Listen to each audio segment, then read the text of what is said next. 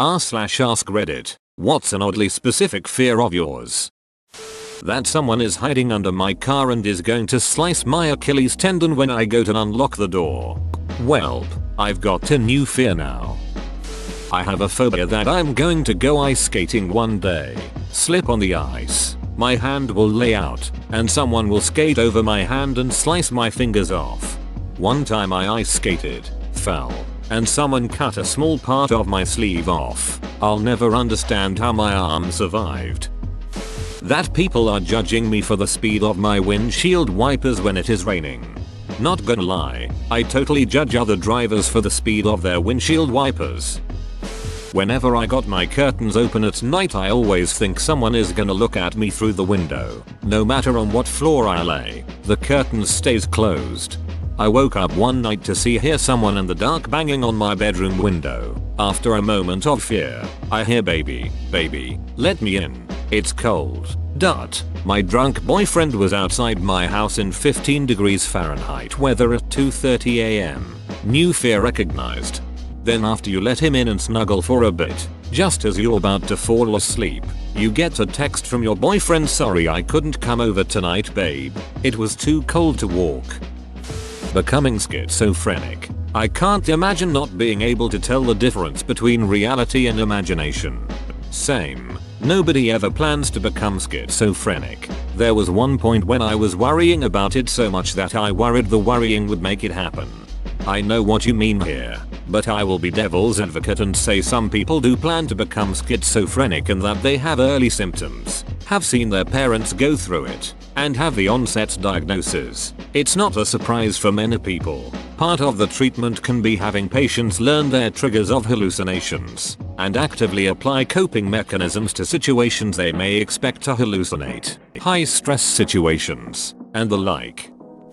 Walking barefoot onto a used syringe needle. Recurring dream for some reason. I think that's pretty understandable. Luckily you have a high chance that any needle you might step on in a pool of water would be long eroded and any disease-ridden blood decompose beyond being dangerous. A simple tetanus shot and you'd be good to go. Stepping on glass is a far more dangerous hazard, as you could sever your toe, slice your Achilles, or worse be stuck out from shore and attract sharks, crocodiles, and other predators. That when I'm walking through natural water, lake, river, etc., I'll accidentally stick my big toe into the eye socket of a human skull. I now have a new fear I didn't want. When I walk by those office paper cutters, I get nervous that I might suddenly decide to put my hand in there and cut off a couple digits. It's like the call of the void, but for office supplies.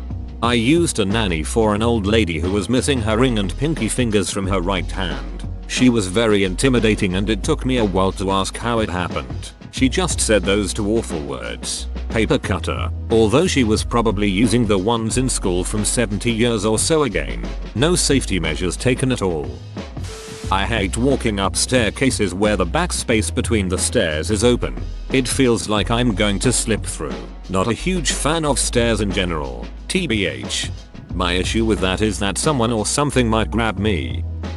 That my mind will slowly be taken over by mental illness and there is nothing I can do about it. Dude, me. 2. Lewy body dementia and Alzheimer's both run in my family. I'm terrified. I can't stand the thought of not being in control of my brain and knowing what's going on.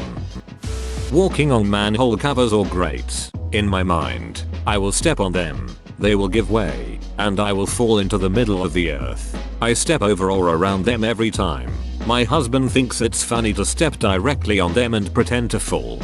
If you live in the Midwestern USA, the grates you're walking on were likely made by East Jordan Iron Works out of Michigan, and they're old, but damn near indestructible. Because my life is weird, I've seen multiple people take sledgehammers to them, doesn't even leave a dent, and hurts the person swinging the hammer worse. Getting into a car accident with someone who is driving with me for the first time, I would look and feel like such a dong, especially if it was someone I was trying to take on a date. This happened to a guy I was dating. We had just started dating very recently and decided to get some food late at night, so he was driving me for the first time. and like 3 minutes into the trip he got in his first accident. No notable damage to the other dude's car, but his got banged up, along with his self-esteem. Getting stuck in a chimney face up in a sort of a V shape where you can't really move and die a slow painful death while thinking of your loved ones and crying for help. Change it to cave, and that's a huge fear of mine. I really don't like if I can't see where something is going. Chains that hold boys scare me, for example. All of my friends are ridiculously scared of becoming pregnant. 2 of them are gay and in a relationship with each other, though. They wake up in the morning and panic if they feel sick at all or their periods are late, and yet there's no way short of the miracle. I am afraid of crucifixion. No idea why. It is incredibly unlikely anyone I know or myself will ever be crucified. In fact, no one does crucifixion these days. However, sometimes I have dreams of it happening and wake up in cold sweats. It's very strange. Whenever I'm walking on uneven ground, my mind starts thinking about tearing my ACL. I think it comes from playing and watching football and seeing how easy it is to tear. One misstep and boom, 6-12 months of recovery. I'm seriously afraid of being pulled under beds by disembodied hands. Specifically mannequin or model hands made of plaster or wood, and covered in gloves. I don't know what would happen if they did pull me under a bed, but it's a highly irrational and stupid fear I've had since childhood and the source of recurring nightmares. I also fear dolls and clowns. I don't fear the dolls themselves. It's the dolls staring at me that gets me. Moved to New England from Texas a few years ago. As a child, I always got strep throat every year. Brother didn't get it every year, but I did. I hate strep. Then I grew up and am now a teacher. I still get it, not every year, but still more than my colleagues. I can tell I have it 2 days before it shows up positive on the swab test. It's a very familiar and awful feeling. So, strep can manifest and, if not treated, can eventually kill you. I'm very afraid that I will be snowed in during a huge storm and will have strep, not be able to go to a doctor, and will die from strep. My arch nemesis. Airplane bathrooms. Socked feet. Dropping my phone on the train tracks, and as I go to pick it up or ask an official for help, a train runs over it.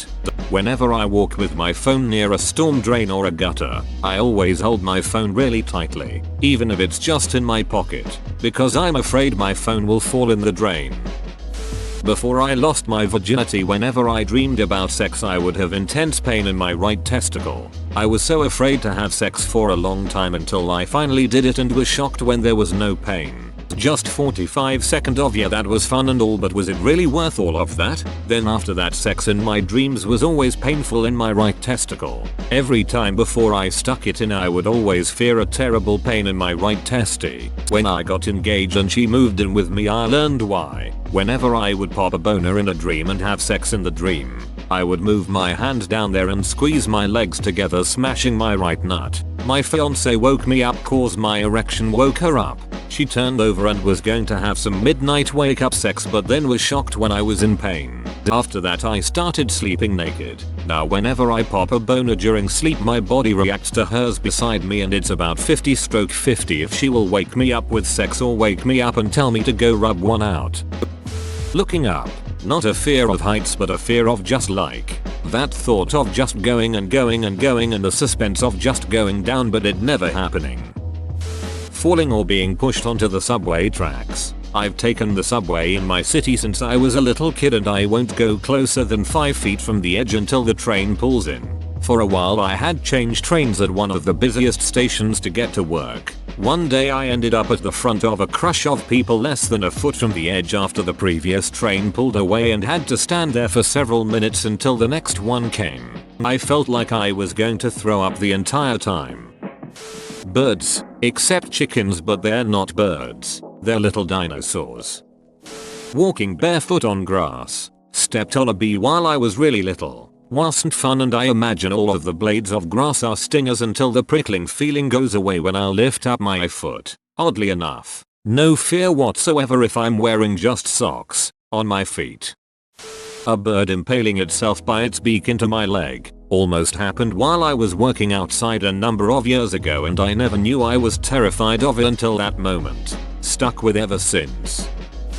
Ferris wheels, not heights in general, but only on Ferris wheels. Like, I get that they're engineered and stable and shit, but what the duck? Like giant ducking, relatively thin poles just spinning a circle of more thin poles. I have zero reason to fear them, but it is disgusting of those freaky machines to be stable and sturdy. Elderly twins. Oh god.